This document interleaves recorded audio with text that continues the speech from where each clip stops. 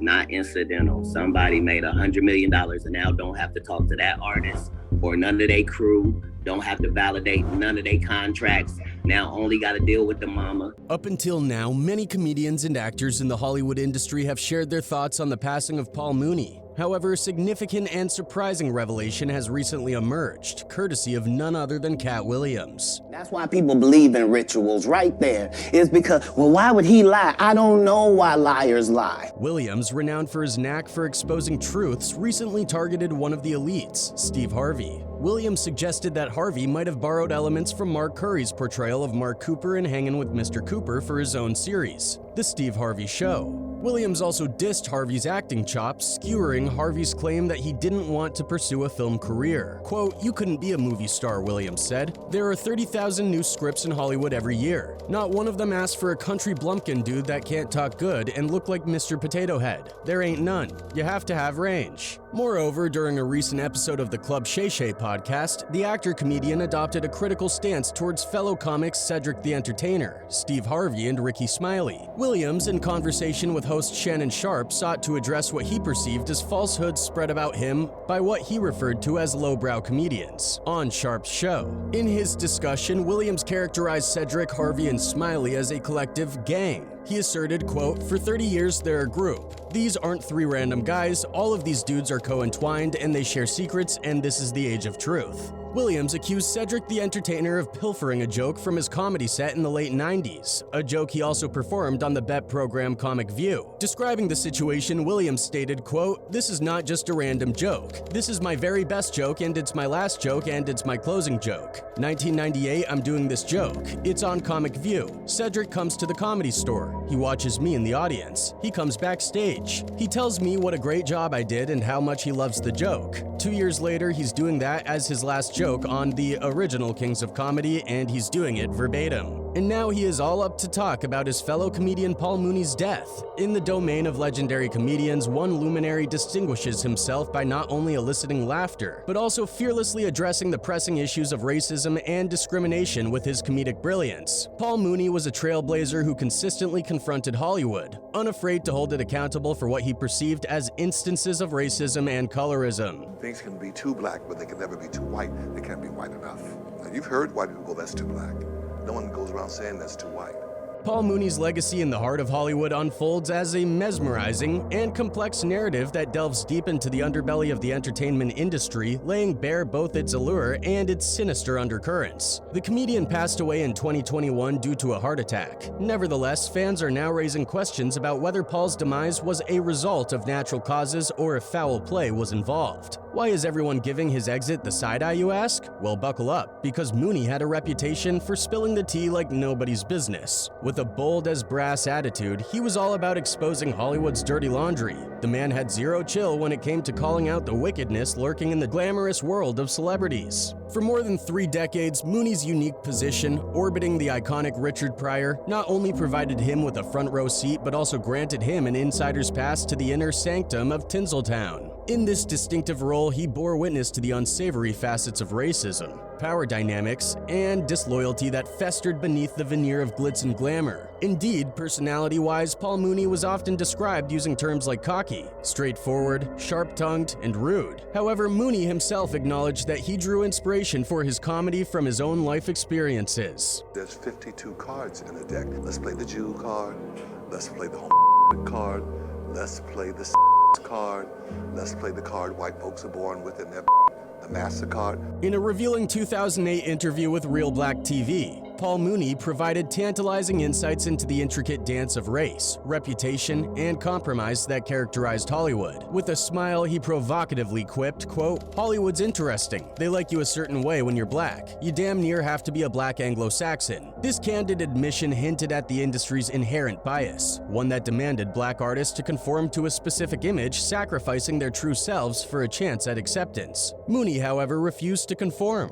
Unapologetically himself, he recognized that the spotlight often came at the cost of authenticity. With unwavering resolve, he stood against the current, fully aware of the unspoken rules dictating the treatment of black talents in Hollywood. Paul Mooney's keen observations, particularly his scrutiny of the renowned Sidney Poitier, often hailed as the epitome of perfect in Hollywood, contributed to the strengthening of his convictions. Despite Poitier's outstanding performances and respect, he grappled with the biases ingrained in Hollywood. Notably, Poitier's iconic slap of a white man in the movie In the Heat of the Night in 1969 marked a significant shift, revealing the fragility of the supposedly perfect image propagated by Hollywood. In a no-holds-barred 2010 interview with Pop Matters, Mooney fearlessly exposed the fickleness lurking beneath Hollywood's facade of loyalty. He candidly remarked, quote, "White people are not very loyal to black people. As soon as they're not in, they'll drop them like a hot potato." These words acted as a piercing arrow, unraveling the illusions that often concealed the industry's true nature. Moreover, Mooney never shied away from calling out Hollywood elites. In a bold move, he targeted a prominent talk show personality, strongly implying that she harbored a secret desire to change her racial identity. Going all in, he dubbed her a degree-carrying Aunt Jemima, stating, quote, "Oprah is a double agent. Oprah is a danger to us. Oprah is Aunt Jemima with a degree." Mooney's comments were in reference to when the talk show diva revealed in an interview with Barbara Walters that she actually once thought of being white. Did you ever wish you were white? Yeah. Paul Mooney's controversial statements about Queen Oprah Winfrey may have been met with more groans than laughs at the time. But today, as she faces criticism, Mooney's lack of trust in her becomes more notable. Mooney's brilliance and incisive social commentary were prominently showcased in his infamous Chappelle's Show sketch, Ask a Black Dude. With audacious candor, he dissected the paradox of being black in America, delivering a sly grin and a sardonic tone. He provocatively declared, quote, "Everybody wanna be a guy, but don't nobody wanna be a guy." This acerbic statement served as a direct critique of mainstream media's tendency to appropriate black culture, while conveniently erasing its origins. Icons like Lionel Richie, Michael Jackson, and Tina Turner had all been plucked from the rich tapestry of black culture, repackaged as pop and rock stars with their roots discarded for the sake of marketability. Mooney's astute observations went beyond veiled critique. He wielded humor as a potent weapon of truth. With cunning wit, he warned, quote, "That's what I told some black people the other night at my show. I said, don't get too fond of me because white folks will come in and take me. They only want guys to have a little bit of fun." This provocative assertion hinted at the industry's inclination to extract momentary amusement from black talents while being hesitant to grant them true agency and authority. Paul Mooney's filmography, though relatively modest in volume, spoke volumes through its deliberate choices, serving as a testament to his unwavering commitment to exposing Hollywood's darker corners. His roles in Robert Townsend's Hollywood Shuffle and Spike Lee's Bamboozled were strategic moves that positioned him as a disruptor of Hollywood's norms. We feel that black actors should not have to accept these stereotype roles, such as crying slave. In Hollywood Shuffle, Mooney portrayed an NAACP president leading a protest against Townsend's character, who depicted a demeaning stereotype in a blaxploitation film. The rallying cry, quote, "They'll never play the Rambos until they stop playing the Sambos," served as a poignant critique of the exploitative cycle perpetuated by Hollywood. Mooney's character in the film dissected the troubling trend of black actors embracing degrading roles crafted by white creators, highlighting the industry's complicity in perpetuating harmful stereotypes. Continuing his exploration of Hollywood's shadows in Bamboozled, Mooney's role as Junebug, a stand-up comic navigating the tension between authenticity and crossover success, mirrored his own convictions. Like Mooney, Junebug steadfastly refused to compromise his principles for the seduction of stardom. When questioned about his absence from the grand stage, Junebug's retort was a declaration of defiance. I can't do that Hollywood stuff, man. I can't say that stuff they want me to say.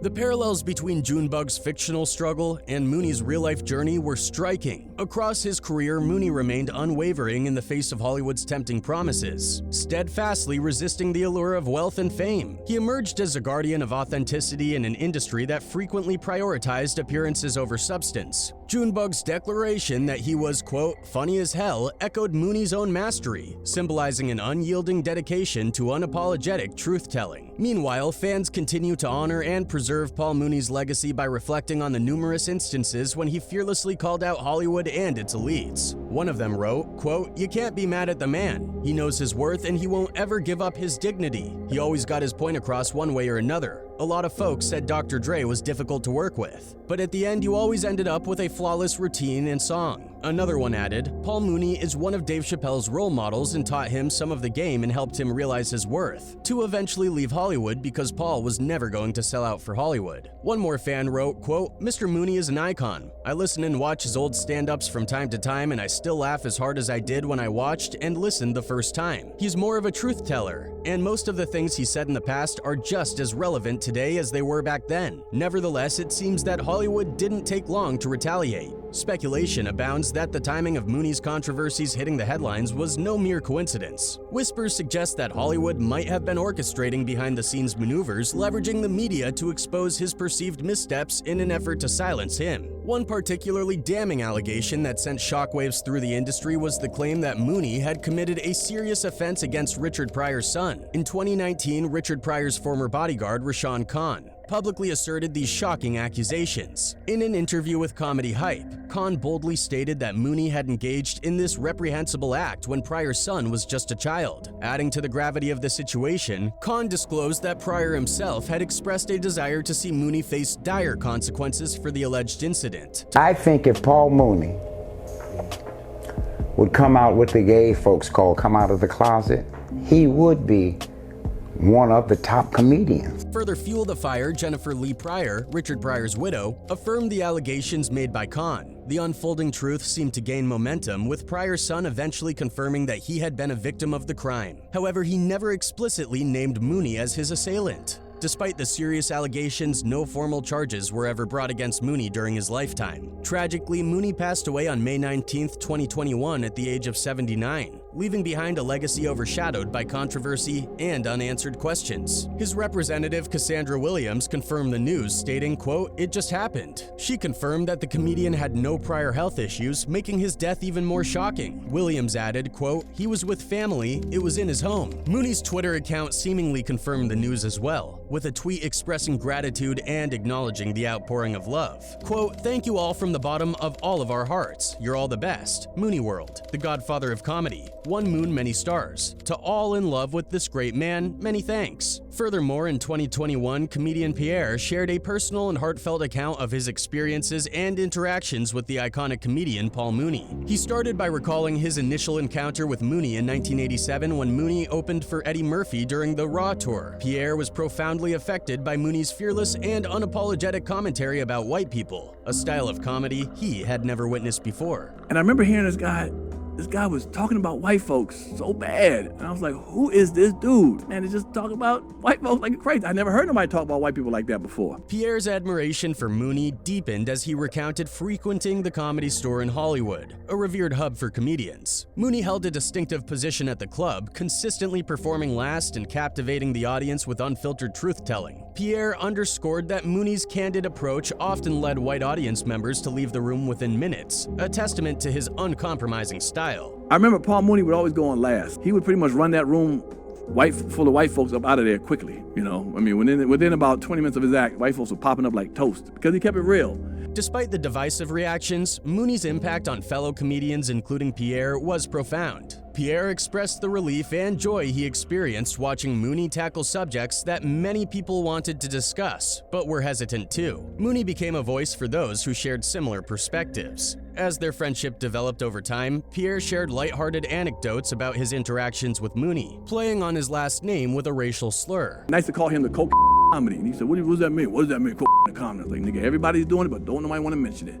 He's like, I love that. Beneath Mooney's stern exterior, Pierre recognized the authenticity and bravery embedded in his comedy. Pierre also commended Mooney for his generosity in sharing jokes and material with other comedians, even with the legendary Richard Pryor. The spirit of giving and humility set Mooney apart in an industry often marked by competition. The comedian shed light on Mooney's experiences and challenges, including performing in smaller venues like Chitlin circuits, when mainstream comedy clubs were less receptive to his work. Pierre emphasized that many, especially the younger generation familiar with Mooney through Dave Chappelle, might not fully grasp the depth of Mooney's legacy and the sacrifices he made. Another comedian who eloquently praised Mooney's prowess is D.L. Hewley. In 2021, Hewley shared heartfelt and profound insights into his experiences and interactions with the legendary comedian Paul Mooney. Hewley spoke of the invaluable lessons he learned from Mooney during their time together, Mooney, serving in various roles, was a mentor, imparting wisdom about performance, fearlessness, channeling anger, and even demonstrating what not to do on the comedic stage. Almost every single time I was around Paul, I learned something. He's one of the rare individuals I can point to in my life where I know that I learned something throughout every interaction. Mooney's complexity was a recurring theme in Hewley's tribute. While some may have described him as complicated, Hewley saw Mooney's indignant and acerbic approach to comedy as a unique attribute. He acknowledged that Mooney wasn't necessarily warm, but he was committed to his craft and unapologetically vocal about his contributions to the world of comedy. Sometimes it was how to be a performer. Sometimes it was how to be fearless. Sometimes it was like how to harness anger.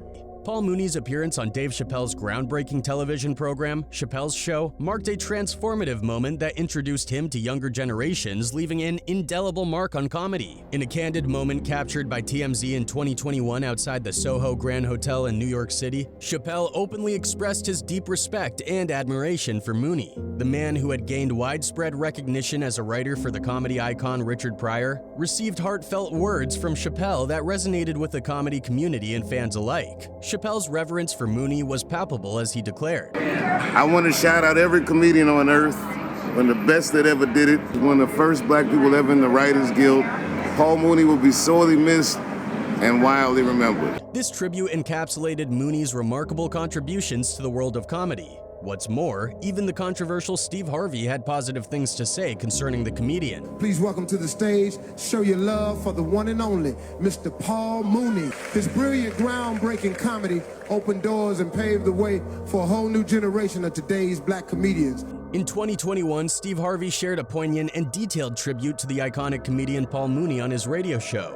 Harvey's personal connection with Mooney, dating back to the early 90s, added depth and warmth to his homage. Harvey recounted his initial encounter with Mooney at Caroline's in New York, during the time when he was performing at the Apollo Theater. Mooney would often visit the Apollo late at night, and their friendship began with casual meals together. The duo's camaraderie extended to Los Angeles, where they both ventured into writing rooms, solidifying their bond in the world of comedy. Steve Harvey emphasized that comedians, especially those who never met Paul Mooney, owed him a significant debt of gratitude. He highlighted Mooney's pioneering role in comedy, suggesting that Mooney was the embodiment of what Def Jam comedy represented even before it officially existed. Mooney was known for tackling bold and controversial subjects in front of large audiences, often defying societal norms and challenging the status quo.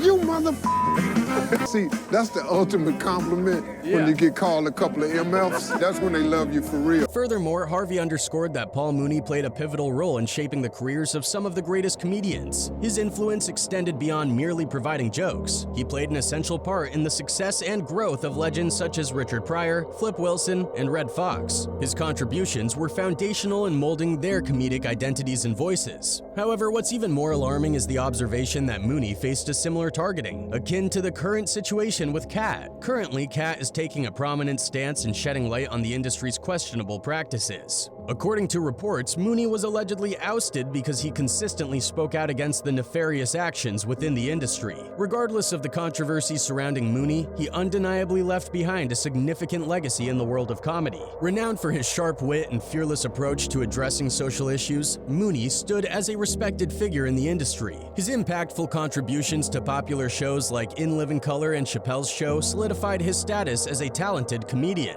Mooney's influence on future generations of comedians is profound, as his unapologetic style paved the way for many to challenge societal norms through humor. I can't find bin Laden. I can't find him. That's because you are bin Laden.